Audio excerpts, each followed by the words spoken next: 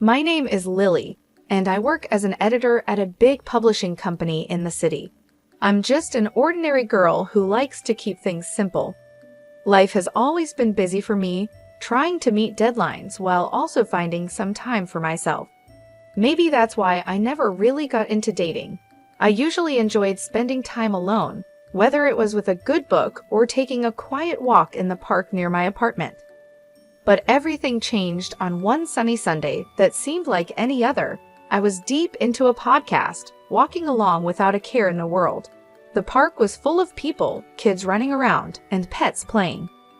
I must have lost track of where I was walking because the next thing I knew, a guy on a bicycle almost ran into me. "Watch out," he shouted, swerving at the last second. His voice was sharp, and I could tell he was annoyed. "I'm so sorry," I said quickly, taking out one of my earbuds. I hadn't realized I had wandered onto the bike path. He stopped his bike and turned around, now looking more amused than angry. "You've got to watch where you're going. This path can be a jungle sometimes." "Yeah, my bad. Totally my fault," I admitted, feeling a bit embarrassed. I brushed a stray strand of hair from my face and gave him a shy smile. He laughed, and just like that, the tension was gone. "I'm Jerry," he said, extending his hand. "Lily," I replied, shaking his hand. His handshake was firm and confident. "So, Lily, are you always this distracted, or is it just my charming presence?" He said with a playful grin that made me laugh. "Just a long week at work. My brain is already on weekend mode," I said. "Fair enough. I was just about to grab a coffee at that cafe over there." He pointed to a small place at the edge of the park. "Care to join me? You know, as a peace offering for almost running me over." I thought about it for a moment. He seemed nice, and honestly, I was curious. "Sure, I could use a coffee. Why not? It might even make for a good story," I said as we walked to the cafe. Jerry was easy to talk to. He told me about his job at a car sales company and how he liked to spend his weekends biking or hanging out with friends. He wasn't from the city. He moved here because he thought it offered more opportunities. "You know, big city dreams and all that," he said with a smirk. I shared a bit about my job too, explaining how I loved books and turned that passion into a career. "It's better than being stuck in a cubicle doing something you hate," I added. We reached the cafe and ordered our coffees. While we waited, I realized how comfortable I felt around him. It was strange because I'm usually a bit reserved around new people, but with Jerry, the conversation just flowed. After meeting Jerry, we started hanging out more. He was funny and easygoing, but it wasn't long before I started noticing little things that bothered me. At first, it was nothing major, just small comments here and there that made me raise an eyebrow. One Sunday, we decided to go out for dinner, and somehow the topic of careers and family came up. We were just chatting about work and life, nothing serious, or so I thought. "So how's the book world treating you?" Jerry asked, taking a sip of his beer. "It's busy as always. Deadlines don't stop for anyone," I replied, poking at my salad. "Yeah, I get that, but you wouldn't want to be stuck in that forever, right? I mean, eventually you'd want to settle down, maybe cut back on work hours," Jerry said casually. I paused, my fork midair. "Not really, Jerry. I love what I do. I don't see myself giving it up anytime soon, or ever really." Jerry shrugged. "Sure, but what about when we have kids? Wouldn't you want to be around more?" The question caught me off guard. I chuckled nervously. "That's jumping way ahead, don't you think?" He laughed it off. "Yeah, you're right. Just thinking out loud, I guess." I tried to shake off the discomfort, but it lingered. A couple of weeks later, Jerry invited me to have dinner with his parents. I figured it was a good sign, thing getting serious and all. I was nervous but hopeful. That dinner, though, opened my eyes a bit more. His parents lived in a cozy, well-kept house in the suburbs. His mom, Mrs. David, was all smiles when we arrived. "Lily, so lovely to finally meet you. Jerry has told us so much about you," she gushed, pulling me into a hug. "Thank you for having me, Mrs. David. It's great to meet you too," I replied. I managed to reply with a smile. Dinner was going well until Mrs. Davids started talking about family and marriage. You know, Jerry was always the responsible one, she said, serving herself more potatoes. We've always told him how important it is to find a good girl who knows how to take care of a home. Jerry's dad nodded in agreement. Absolutely, it's about building a strong foundation. A man needs to provide, and a woman, well, she takes care of the home.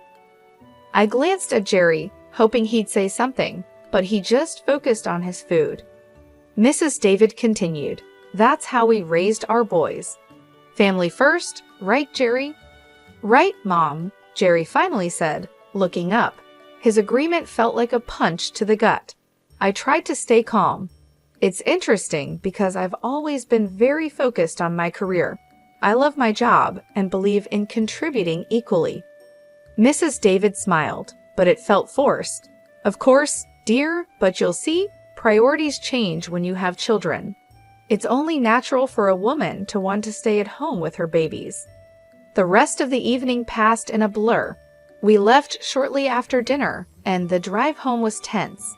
I broke the silence. "Your mom has some strong opinions about family roles. Do you feel the same way?" He hesitated, then said, "I think there's some truth to it. It worked for my parents." Despite the uneasy dinner with Jerry's parents, our relationship continued. Somehow, the good times seemed to outweigh the bad, and I found myself agreeing to marry him. Looking back, love must have blinded me because those warning signs were still there in the back of my mind. The wedding planning began, and it was all a whirlwind. Jerry wanted something simple, and so did I. We decided on a modest ceremony with just close family and friends. As the day approached, the real pressure started to build, not about the event, but about what our lives would be like afterward. After the ceremony at the reception, Jerry's mom pulled me aside. Her smile was wide, but her eyes were serious. "Lily, dear, I'm so happy for you both. Remember, a good wife supports her husband no matter what." "Thank you, Mrs. David. I intend to be a supportive partner," I replied, trying to keep my voice steady. "And remember, dear, when the babies start coming, it's best if you're at home. You can't trust strangers to raise your children," she added. Her words felt like a warning, and the finality in her tone made my stomach churn. I just nodded, not trusting myself to speak. Later, when Jerry and I were alone, I said, "Your mom talked to me about kids and me not working." I started watching his reaction closely.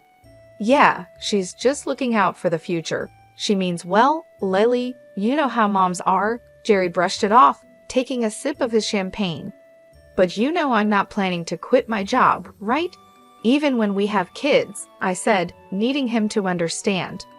Jerry paused, his face serious. "We'll see, Lily. Things change. We'll do what's best for our family." After our wedding, Jerry suggested we move to a larger apartment closer to his work at the car sales company.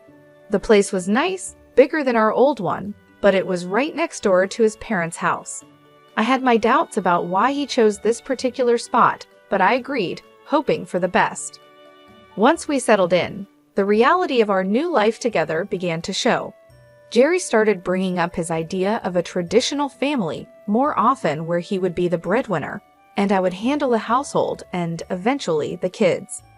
One evening, we sat down with our finances spread across the dining table, a mess of bills and budgets under the dim light.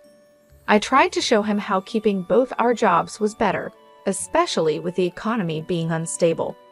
"Look at these numbers, Jerry. With both incomes, we're not just getting by, we're actually saving. It doesn't make sense for me to quit my job," I said, pointing at the spreadsheet. Jerry shook his head, pushing the papers away slightly. "It's not just about the money, Lily. It's about having a real family life, you know, like my parents had." I sighed, feeling frustrated. "But it's not the past, Jerry. Things are different now. We both need to contribute." He didn't seem convinced, and the discussion ended with a heavy silence. The situation got more complicated with his mother, Mrs. David, living so close. She dropped by often, unannounced, each visit with a new critique about how I was managing our home. One afternoon, I was sorting through some work emails when she came in without a greeting. She started inspecting the house, wiping her finger along the bookshelf, looking for dust. "Lily, you really should focus more on keeping a cleaner house. A dusty home is not a healthy home," she said, her tone sharp. I clenched my teeth, trying to stay calm. "I cleaned yesterday, Mrs. David, and I work full-time. It's just a little dust." "That's just it, you work too much. If you were home more, maybe things wouldn't slip through," she countered, walking over to the linen closet. She pulled out a sheet, checking for any signs of improper laundering. I followed her, my hands clenched into fists at my sides, trying to keep my cool. "I manage my time just fine, Mrs. David. Jerry and I are both happy with how things are," I said.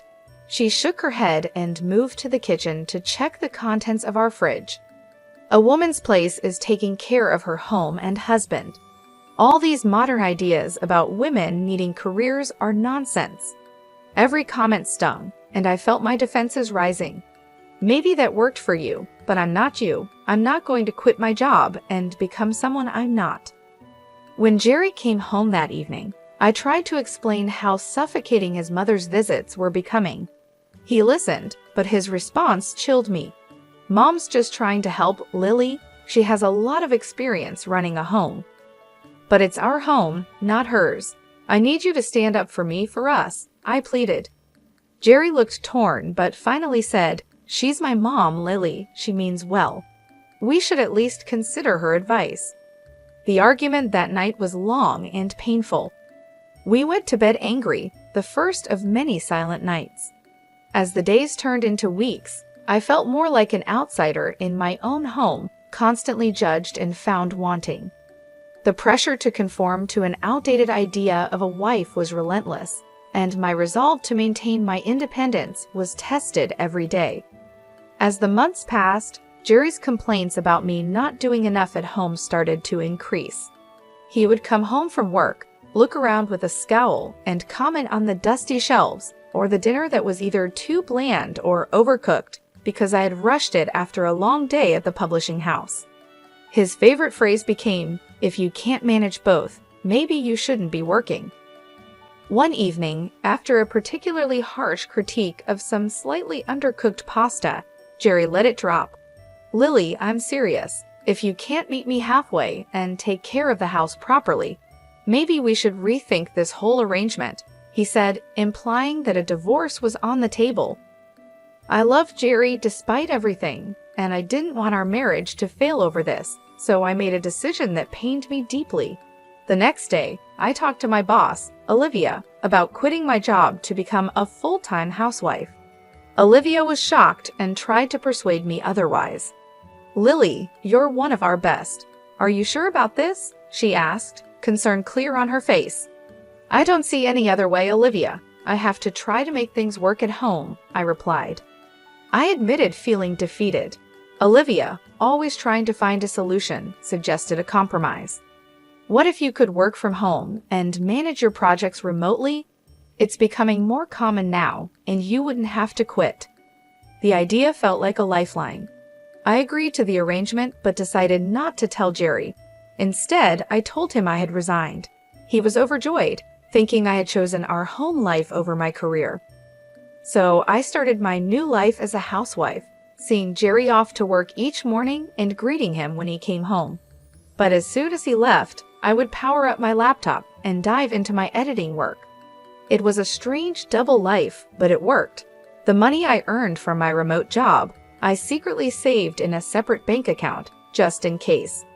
However, living on just Jerry's salary was tougher than we thought. Despite my best efforts to save money, 5 months later, we were struggling financially. I tried to bring up the topic gently. "Jerry, I think it might be necessary for me to go back to work. We're running through our savings too fast." Jerry's reaction was swift and angry. "That's because you're spending too much. You need to learn how to save properly," he snapped. I was stunned. I hadn't bought anything for myself in months, and always looked for the cheapest deals at the supermarket. His words hurt deeply, and I felt a mix of anger and humiliation. The next day, his mother came over with the intention of teaching me how to budget. She dragged me to the store and pointed out the cheapest, often lowest quality products. "Buy these, Lily. Stop wasting money on expensive stuff," she lectured as we walked down the aisles. Back home, she showed me how to dilute dish soap to make it last longer. "You use too much. You need to make do with less," she instructed in a patronizing tone. She even started checking my receipts, scolding me for any purchase she deemed unnecessary. "Why are you buying this? Just stick to basics," she would say, shaking her head in disapproval. Living like this was unbearable. Every day felt more suffocating than the last. I was losing my sense of self to their imposed austerity, living under constant scrutiny. The situation was becoming impossible to bear. I felt trapped in a life of pretend submission, with every part of me screaming for escape. But for now, I held on, biding my time and planning my next steps carefully. It all reached a boiling point one drizzly Friday evening. I was on the phone in the living room, pouring my heart out to my mom. "I just don't know how much more I can take, Mom. His mother is always here, teaching me how to stretch every dollar until it screams. I get it. We need to save, but this is too much." Mom's voice was full of concern and anger. "Lily, that's not normal. You need to talk to Jerry about setting boundaries. It's your home too, not just his or his mother's playground." I nodded, feeling a bit stronger with my mom's support, but just as I was starting to feel better, Jerry stormed in from the other room, his face red with anger. He must have heard me complaining. He snatched the phone right out of my hand. A wife shouldn't be complaining about her husband and mother-in-law like some street gossip. He snapped into the phone before hanging up. I was shocked, my hand shaking slightly. "Jerry, you can't just grab my phone and talk to my mom like that." "Oh, I can't? Maybe if you had some respect for us, I wouldn't have to," he retorted, his voice rising. I could see the veins in his neck bulging. "Jerry, listen to yourself. Can't you see this isn't healthy?" I pleaded, hoping to reach some part of him that remembered what love felt like, but he was beyond reason. "Healthy? My mom was right. I should never have married you," he spat out, his words cutting deeper than I expected. "That's enough, Jerry. I'm your wife, not some puppet you and your mom can control," I shot back, my anger flaring. "Then act like it, or leave," he shouted, his face inches from mine. I stared at him, disbelief and sadness warring inside me. "You want me to leave at 6 a.m. It's dark and pouring rain outside." "If you don't like how things are, then yes, get out," he replied coldly, his eyes unyielding. I knew then that nothing I could say would change his mind or the situation. Shaking, I grabbed a few essentials, my laptop, some clothes, and my phone. When I reached for my purse, Jerry was quicker, snatching it away. "You think you're leaving with this? I earned this money, not you." "Fine, keep it," I said, my voice hollow. I couldn't believe this was happening. I called a taxi and waited by the door, my heart pounding. The taxi pulled up, and I stepped out into the cold night air, drenched by the rain. As I climbed into the car, a strange calm settled over me. I was doing this. I was leaving. Later at the hotel, as I lay in the unfamiliar bed, I felt a mix of emotions. I felt a wave of relief amidst all the chaos. Despite everything, I hadn't quit my job, and my secret savings account, which Jerry didn't know about, was now my lifeline. As dawn broke, I got up, the weight of my decision heavy on my mind. Today was the day I would take control back. I had an appointment with a lawyer to talk about filing for divorce. It felt surreal, like I was living someone else's life. The lawyer's office was a simple, unremarkable place, tucked between a row of old brick buildings. Inside, Mr. Richard, my lawyer, was a straightforward man who didn't waste any time. "Let's get down to business," he said as soon as I sat down. "You're here to file for divorce, correct?" "Yes," I confirmed, my voice steadier than I expected. I can't go back to the way things were. Mr. Richard nodded seriously. All right. I'll need all the details, any joint accounts, property, anything that needs untangling. We spent the next hour going over everything. He explained the legal process, what I could expect, and what my rights were. He was thorough, making sure I understood each step before preparing the necessary documents. You'll need to serve these to your husband, he instructed as he handed me the envelope, sealed with a stamp that felt like the seal on my old life. With the divorce papers in hand, I went back to the apartment I had shared with Jerry. He was still asleep, probably exhausted from last night's argument. The apartment felt different as I packed my things each item I put away marked the end of another shared chapter. By the time I finished packing, Jerry was waking up. He wandered into the kitchen, bleary-eyed and clearly confused to see my bags piled by the door. "What's going on?" he mumbled, scratching his head. I didn't have much to say, just actions to take. Instead of answering, I handed him the envelope. "These are for you," I said, my voice calm despite the emotions swirling inside. Jerry tore open the envelope, a frown forming as he read the contents. "Divorce?" He laughed, disbelief in his tone. "You think you can just walk out, and everything will be all right?" He looked up from the papers, his eyes cold. "Come back when you're ready to apologize, and maybe I'll consider taking you back. But remember, you'll have to listen to my mother from now on." The absurdity of his words almost made me laugh, but I held it back. "I'm not coming back, Jerry. We're done." As I walked out of that apartment, the air felt different, crisper, almost hopeful.